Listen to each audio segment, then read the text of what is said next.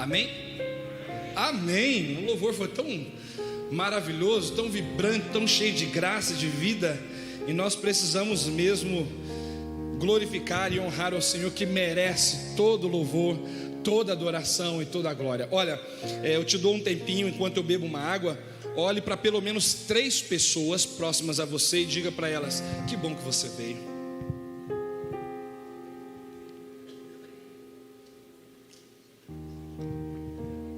Não importa se você conhece ou não ela, só diga: que bom que você veio. Que bom que você veio. Nem sempre a gente se levanta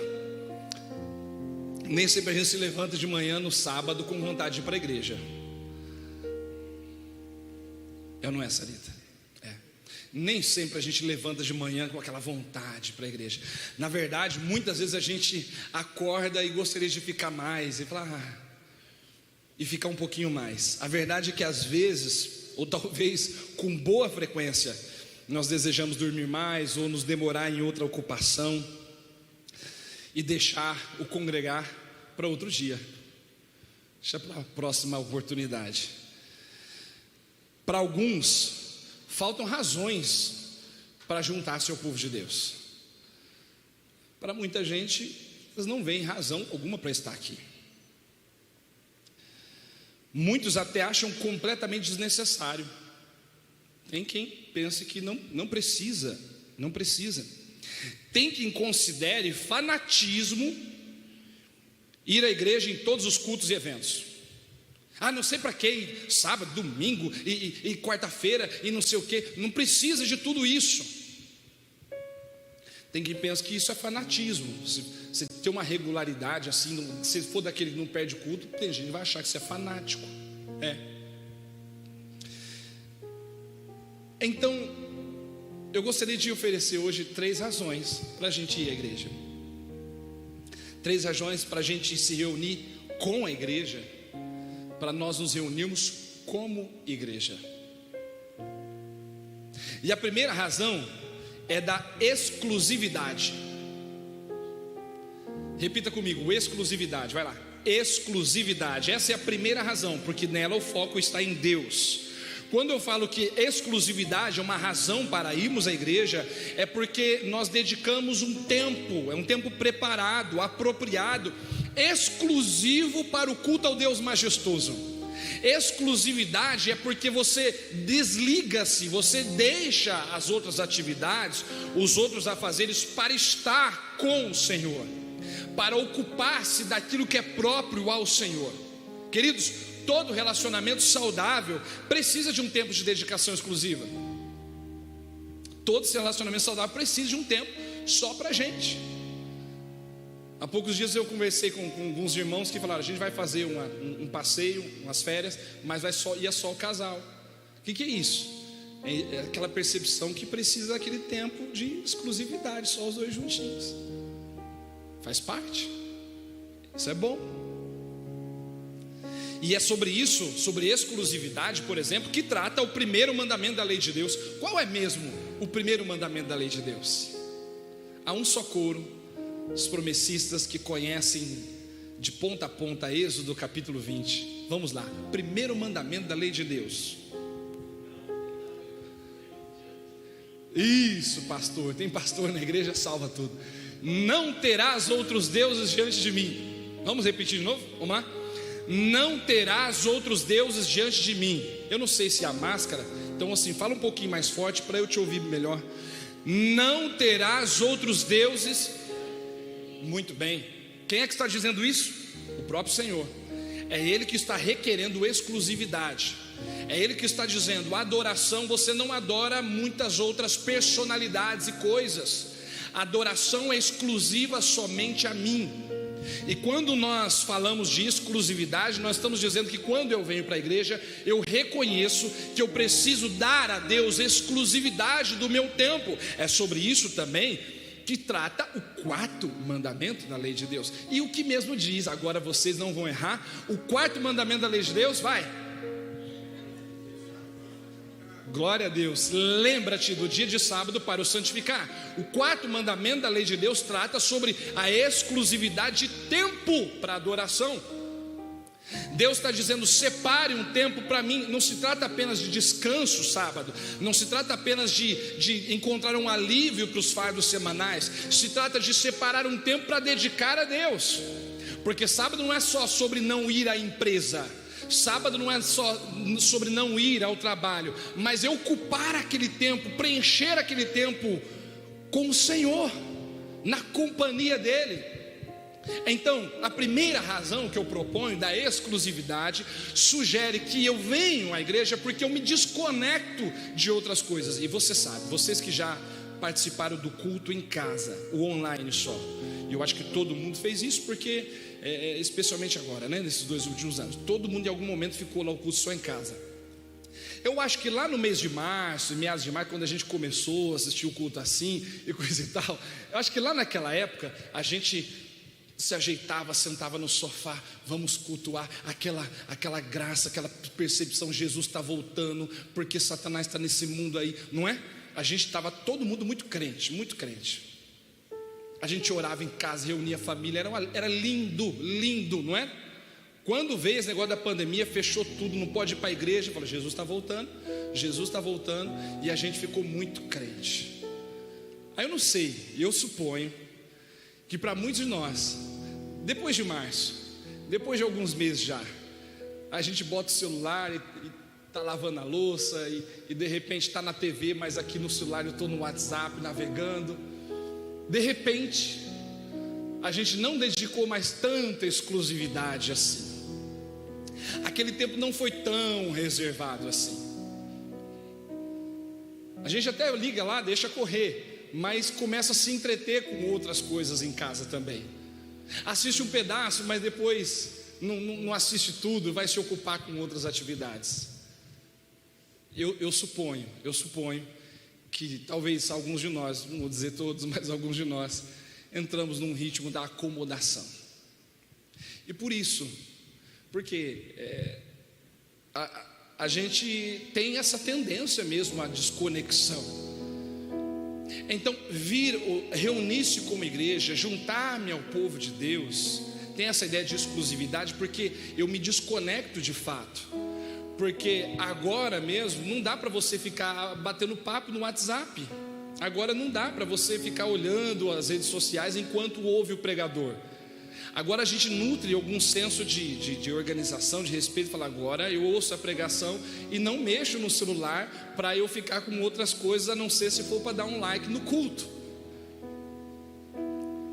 Exclusividade. Reunir-se com a igreja, como igreja, é dizer: Deus, esse meu tempo agora é dedicado totalmente ao nosso relacionamento. É dedicar totalmente esse tempo ao Senhor para estar com Ele. Reunir-se com a igreja, reunir-se como igreja, é renunciar o controle do ego, o ímpeto humano de assumir o controle sobre a nossa agenda. Reunir-se como igreja, dar exclusividade a Deus, reunindo-me com a igreja, é dar a Deus soberania sobre a nossa agenda, é testemunhar que Ele é mais importante. Quando você livremente deixa a sua casa, deixa os seus afazeres, deixa a louça na pia, deixa as coisas lá e procura a comunhão com o povo de Deus, reunir-se na igreja, na casa do Senhor, na presença do Senhor, com outros irmãos, você está dizendo: Deus, eu tenho coisas a fazer, e eu poderia até fazê-las, mas eu resolvo honrar a Ti e a Tua palavra e dedicar esse tempo para estar em comunhão contigo. Esse tempo agora é para o nosso relacionamento. Reunir-se como igreja, reunir-se com a igreja é amar a Deus com toda a alma, entendimento e força. Não é isso que o Senhor pede de nós. Amarás o Senhor teu Deus com toda a tua alma, com todo o teu entendimento e com todas as tuas forças. É isso. Ah, pastor, mas eu não preciso vir à igreja para me encontrar com Deus. Eu não preciso. Eu posso me encontrar com Deus onde eu quiser, quando eu quiser. É verdade, é verdade. embora você corra sérios riscos de não dar-lhe exclusividade, de se distrair rapidinho com qualquer outra coisa. Mas então vamos ao segundo ponto. E o segundo ponto, a segunda razão pela qual nós devemos ir à igreja é a da comunidade. Repita comigo: comunidade. Comunidade. Isso, agora enche o peito de novo. Comunidade. Isso. E esse está o foco nas pessoas, o foco no outro, o foco no próximo. Quando eu resolvo dedicar um tempo exclusivo com Deus, com a igreja, eu não estou apenas falando do meu relacionamento direto com Ele, mas eu também estou implicando, eu estou trazendo para esse relacionamento a comunidade, o povo de Deus, os filhos de Deus, os meus irmãos e irmãs. Essa é a razão que me faz desejar encontrar pessoas queridas. Quando você se reúne com a comunidade, você encontra pessoas queridas, você vê como elas estão, você tem comunhão com elas. Acaba a celebração, você bate um papinho com elas, você dá um aperto de mão, você dá um abraço, você dá um sorriso, você pergunta como vão as coisas. A comunidade é fundamental na nossa vida de devoção. O encontro com Deus me leva inevitavelmente ao encontro com a família dele, porque não existe espiritualidade saudável autônoma. Não existe espiritualidade saudável no isolamento. Não existe espiritualidade saudável sozinho. Não existe. Esqueça isso. Se alguém que me ouve agora pensava assim, tira isso da sua cabeça. Não existe. Você não poderá desenvolver uma vida cristã saudável e sólida. Você nunca terá um bom relacionamento com Deus no isolamento. Eu jamais desfrutarei plenamente de Deus no isolamento. Assim como é impossível servir bem a Deus sem servir o outro. Porque servir bem a Deus é servir o outro. Eu citei essa frase algum tempo atrás e eu não me lembro quem é o autor, mas disse assim: procurei a Deus e não o encontrei, procurei o meu próximo e nos encontramos os três. Ou seja, eu encontro Deus em você, eu encontro Deus no meu relacionamento fraternal. Você pode refugiar-se em um lugar paradisíaco, estar junto da natureza e ali enxergar a revelação da glória de Deus. É possível. Mas diante de um ser humano, você vê o rosto do Criador. Diante de um ser humano, você vê a imagem do Altíssimo. É muito bom a gente fazer reflexões, meditações num lugar tranquilo, calmo. Faz tempo que eu estou desejando isso. Ficar uma semana num lugar bem tranquilo, calmo, paradisíaco. A gente vê Deus, mas na comunhão, no relacionamento com outras pessoas, eu contemplo a imagem de Deus em vocês. A melhor maneira de desfrutar Deus é no relacionamento com seres criados à sua imagem e semelhança. Amamos bem a Deus quando amamos os seus filhos. Amizade, companheirismo, correção, apoio, perdão, tudo isso nós encontramos na comunidade. Então, a comunidade é a segunda boa razão que eu tenho para ir à igreja. Me relacionar e me interagir com pessoas que partilham da mesma fé, dos mesmos valores, e ali eu enxergo a graça de Deus e eu desfruto da graça de Deus. Decida construir vínculos fraternos com outros filhos do Pai. Quando você vier juntar-se com a comunidade, permita-se começar a criar vínculos com eles. Experimente tentar aproximar-se de alguém que você não sabe o nome. Não sei o nome dele. Vai lá, cumprimente-o e diga: irmão, perdoe, mas eu ainda não sei seu nome. Eu sei que às vezes pode constranger, porque de repente faz 3, 4 anos de igreja, você não sabe o nome do sujeito ainda, né? Então a gente fica: como é que cara que eu vou perguntar o nome dele? Principalmente se ele sabe o nome da gente. Tá bom, então você, como é que é mesmo o nome daquele fulano? Estreite laços com a comunidade. Aproxime-se das pessoas da comunidade. Você vai ser enriquecido neles. você vai ser abençoado neles, você vai aprender, vai crescer com eles. Ah, mas tem gente que eu não gosto de jeito nenhum. Olha, tem gente que me machucou demais, é por isso que eu não vou na igreja, porque eu estou ferido e eu não quero ver aquela pessoa, eu não quero vê-la na minha frente, porque o que ele fez comigo é demais. E eu lamento que você tenha sido ferido por um irmão. Eu lamento que você tenha sido ferido por um outro filho de Deus. Então, só há um caminho para nós. Jesus disse, é claro, perdoar. Ah, pastor, está muito difícil, machuca demais. Pede o coração de Jesus para você perdoar, para superar a dor, para superar a ofensa. Peça o coração de Jesus para você perdoar, Ele vai te dar. Perdão é um dos maiores testemunhos de fé na Bíblia. Os maiores. Se tem um momento em que a gente mais se parece com Deus, não é a hora que a gente está cantando e pregando bonito aqui. A gente aprecia isso, né? As pessoas, puxa vida, que pessoa, você viu que pregação, que coisa linda. Aí a gente admira isso. É bom, é bonito, graças a Deus. Mas perdoar ofensa é quando a gente mais se parece com Jesus. Eu acho isso. Porque se tem uma das coisas que mais marcaram o ministério, a revelação do Senhor, é perdão. É olhar para a gente que espetava Ele, que o rasgava, que o humilhava, que cuspia no seu rosto, que lhe dava bofetadas, e dizer: Pai, deixa para lá, perdoa isso aí. Ele não tem ideia do que ele está fazendo. Que coração do nosso Senhor, que coração. E eu venho para a igreja para desfrutar desse coração, para encontrar esse coração, para encontrar o coração de Jesus no corpo, na família.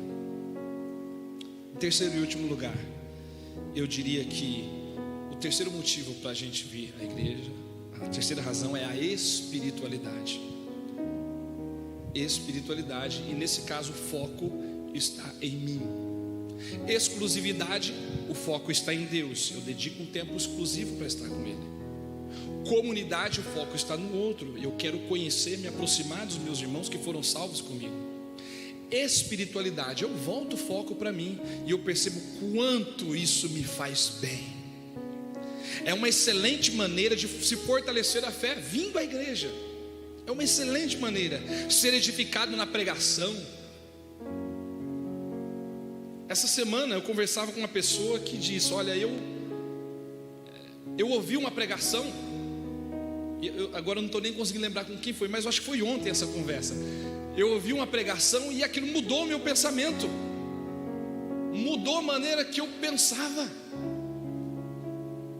Há poucos dias uma pessoa me procurou e estava com algumas ideias ruins na cabeça, e ele disse: olha, aquela pregação, pastor, e não foi a minha não, foi a pregação de uma irmã aqui da igreja, aquela pregação me ajudou, me deu graça, aleluia. Está vendo? A gente cresce, a gente se fortalece, a gente encontra a graça de Deus. No momento de oração, quando você recebe uma oração durante um louvor, quantas pessoas não têm aquele louvor que marcou a sua conversão, marcou o dia que ele foi batizado no Espírito, marcou aquele retiro, marcou aquele momento que ele se derramou diante de Jesus, por causa de um louvor, não é? Você não tem aquele louvor que marcou a tua vida em algum momento específico? Quem tem isso aí? Quem tem? Vai, interage com o pastor. Isso, valeu. Veja quanta gente, a gente cresce, é edificado. Quando eu reconheço que a espiritualidade é uma razão, eu entendo que eu estou crescendo pessoalmente, como cristão, como filho de Deus. Porque se Deus é encontrado no próximo, Deus me trata por meio dele. Deus me trata por meio dos irmãos. Deus vai me abençoar por meio dos irmãos. Porque eu nunca vou poder receber tudo de Deus sozinho. nunca vou poder receber de Deus tudo sozinho, porque tem gente que diz, não, eu e Deus, eu faço as minhas orações, eu faço o meu culto. Você nunca vai receber tudo que você precisa receber de Deus sozinho. Ninguém nunca recebeu tudo que precisa de Deus sozinho. Até mesmo o Senhor Jesus encontrou graça nos outros, nos seus discípulos. Quando ele está inquieto, agonizando, sabendo que vai chegar o momento do martírio, ele vai para o Getsêmani e ele fala com os discípulos: orem comigo, fiquem do meu lado. E nós precisamos disso. Nós somos ministrados na vida do outro, a gente cresce nessa comunhão, aprendemos coisas. Veja, Deus não revelou tudo somente por Moisés. Moisés foi o personagem que escreveu os 5 primeiros livros da Bíblia: Gênesis, Êxodo, Levítico, Números, Deuteronômio. Deus usou Moisés, sim ou não? Sim. Deus usou o apóstolo Paulo? Sim. Deus poderia ter usado somente Moisés para escrever a Bíblia toda. Deus poderia ter usado Moisés para escrever o Antigo Testamento. Deus poderia ter usado o Paulo para revelar aí o Novo Testamento, e pronto, daria menos trabalho, só 2 caras ali, talvez até harmonizava mais ideias, facilitaria o trabalho depois dos intérpretes bíblicos. Não, Deus escolhe inúmeros autores, personalidades para revelar a graça dele, para revelar a palavra dele. Por melhor que eles fossem, Deus não revelou tudo para Moisés, Deus não revelou tudo para Paulo. E Deus não vai dar tudo que a gente precisa diretamente para nós, diretamente. A gente vai receber por meio de outras pessoas. Nós cantamos canções que foram dadas a outros. Das canções que a gente cantou aqui, quantas vocês compuseram? Cantamos canções que o Senhor deu a outros. Somos edificados nelas. Aprendemos verdades que outros enxergaram. Quando eu venho à igreja, eu escuto a pregação, a leitura da Bíblia, a escola bíblica, um testemunho, eu fico, puxa vida, eu li aquilo, nunca pensei dessa forma, nunca refleti nesse episódio bíblico assim, eu nunca tinha pensado nisso. E isso eu encontro na comunidade, eu encontro com o povo de Deus, e eu cresço nessa partilha da graça, eu aprendo mais, a minha espiritualidade é aperfeiçoada, é melhorada. Nós aprendemos coisas, aprendemos com os erros dos outros. Nós somos encorajados pelos testemunhos de ainda outras pessoas. Então eu cresço na igreja, a minha espiritualidade melhora. Eu já pensei nisso. Às vezes eu chegar na igreja e entrar assim sozinho, e para o culto, né? Vir para o culto, chegar primeiro, estar sozinho, eu falar assim para Deus: Deus, eu me sinto mais crente aqui. Você não se sente mais crente aqui quando a gente se reúne com os irmãos, não é? Eu acho que mesmo, acho que está certo. Eu me sinto mais forte, eu me sinto mais encorajado quando eu me reúno com vocês, quando eu estou com vocês. Eu sinto mais ânimo, mais vontade de orar, mais disposição para aprender, para crescer. E nem sempre assim quando a gente está sozinho em casa, não é? Ah, irmão, quando a gente está sozinho em casa, às vezes dá uma preguiça, dá um desânimo. Você olha para a TV, para o controle, olha para o celular, olha para a geladeira, e tantas coisas parecem nos distrair, falta aquele ânimo. Mas quando a gente está junto, quando a gente está com o povo do Senhor, eu cresço mais, eu me torno uma pessoa melhor a cada culto. Eu acho que é sobre isso que o apóstolo Paulo falou lá na carta aos Coríntios, sobre o de glória em glória. Somos transformados de glória em glória. Eu entendo essa transformação de glória em glória é de culto em culto, de oração em oração, de estudo em estudo, vigília em vigília, jejum em jejum. A cada instante que eu partilho com os filhos de Deus, na comunhão do Senhor, eu cresço um pouco mais.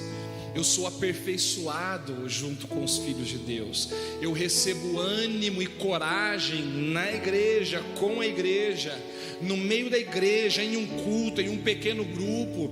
Eu oprimo o mal que ainda reside em mim. eu confronto. Na igreja, eu me sinto mais forte para mortificar a carne. Eu sinto mais vontade de ser melhor. Eu reajo com mais violência aos impulsos degenerados da minha carne. As pregações me estimulam, as canções nos alegram, as amizades me encorajam. Eu recebo um abraço que me dá forças. Eu me sinto mais seguro, me sinto mais amado, aleluia.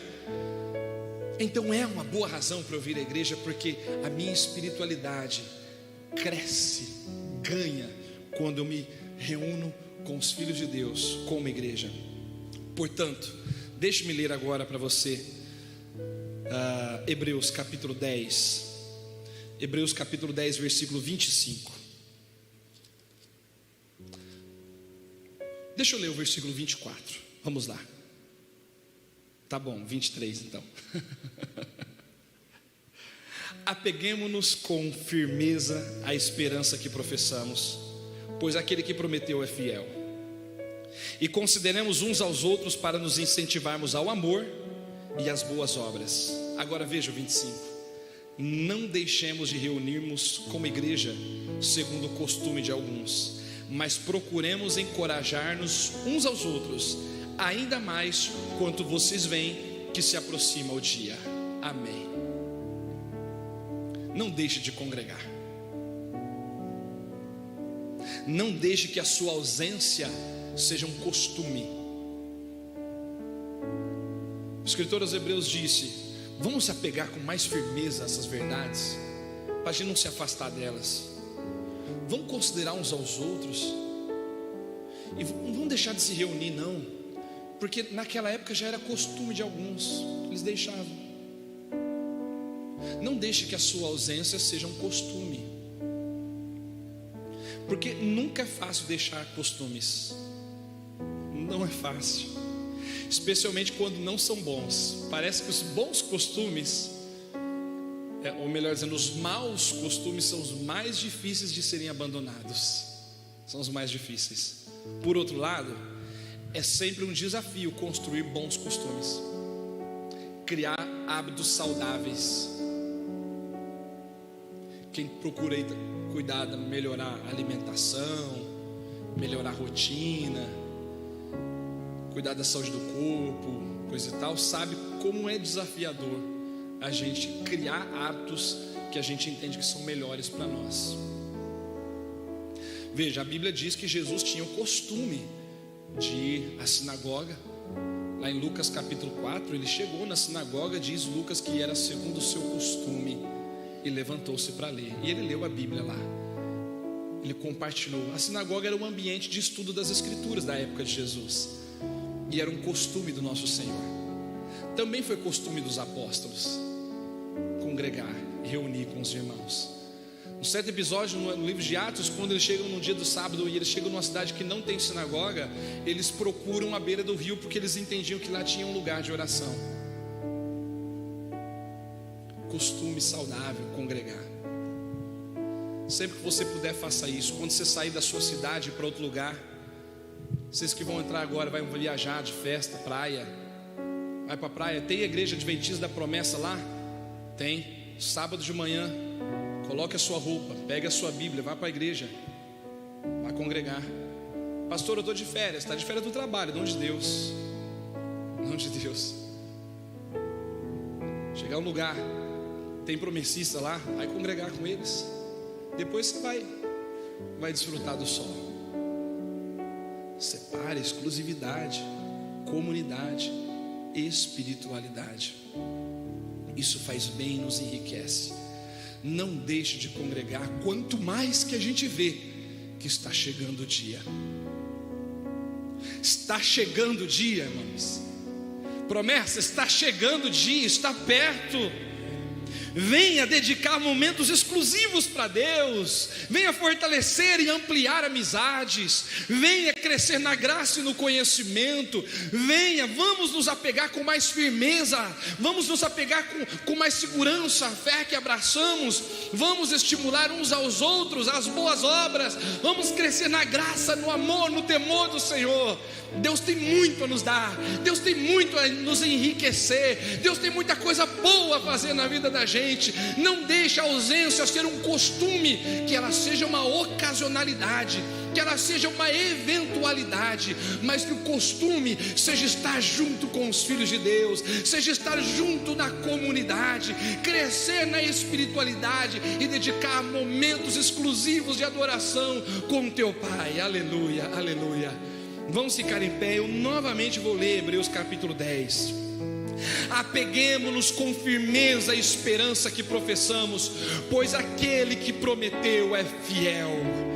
E consideremos uns aos outros para nos incentivarmos ao amor e às boas obras.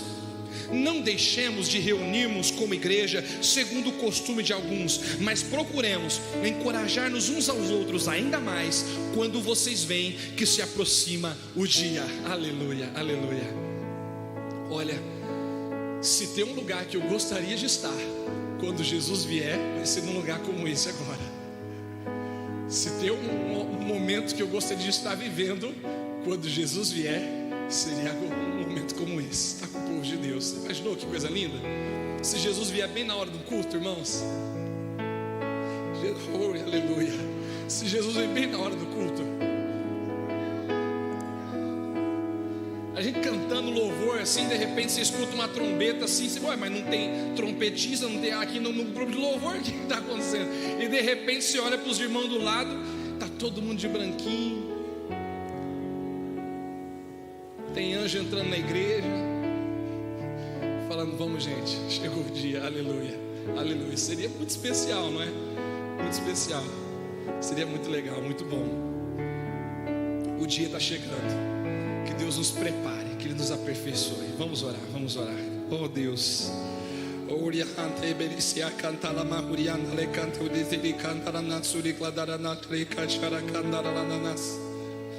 Maranata, Maranata, Maranata, hosana nas alturas.